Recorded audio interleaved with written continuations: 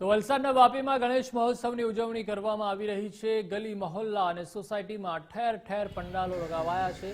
વાપીના ગુંજન વિસ્તારમાં લોક જાગૃતિ અંગે કાર્યક્રમ યોજાઈ રહ્યા છે। મહિલા સુરક્ષાની વિશેષ થીમ પર લોક જાગૃતિ કાર્યક્રમ યોજાયા।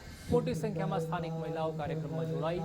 પંડાલમાં મહિલા સુરક્ષા માટે એક પ્રેઝન્ટેશન પણ રજૂ કરાયું। મહિલા પોલીસની સી ટીમ દ્વારા લોક જાગૃતિનો સંદેશ તેમજ દુષ્કર્મ અને છેડતીના બનાવ ન બને તે માટે પણ જનજાગૃતિના કાર્યક્રમ રખાયા।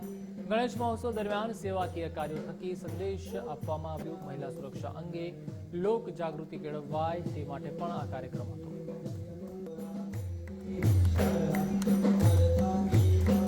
સમાધાન કરી શકાય છે એના માટે અમે એક સેમિનાર રાખેલું, જેમાં જીઆઈડીસી પોલીસ ચોકીની સી ટીમ એની દ્વારા અહીંયા સેમિનારમાં બધી વિગતો આપવામાં આવી છે। જેમાં જણાવવામાં આવ્યું છે કે મહિલાઓને જે બી તકલીફો છે તે તકલીફો એ લોકોની કઈ રીતે દૂર કરી શકાય છે। જેમ કે એમની કોલેજને સ્કૂલના રસ્તા ઉપર કોઈ છેડતી કરતો હોય, કે ઓફિસથી આવતા જતા વખતે કોઈ તકલીફ આપતો હોય, કે બીજું કોઈ કારણ છે જેના લીધે એમનું શોષણ થતું હોય, તે માટે કેવી રીતે એ લોકો અપ્રોચ કરી શકે છે સી ટીમને, અને પોતાની ઇન્ફોર્મેશન ન બતાવ્યા સિવાય પણ એ લોકો કમ્પ્લેન લોન્ચ કરી શકાય છે। અને સી ટીમની મહિલા પોલીસ એમની કઈ રીતે સહાયતા કરી શકે છે એ બધી વિગતો આપીને ગયા છે। મહિલા સુરક્ષા માટે જે જાણકારી મળી એ આજે નવું લાગ્યું કે જે કોઈ ઉંમરની મહિલા હોય એના માટે અમને કેવી રીતે કરવું જોઈએ બધું એ પોલીસ દ્વારા સમજાવવામાં આવ્યું।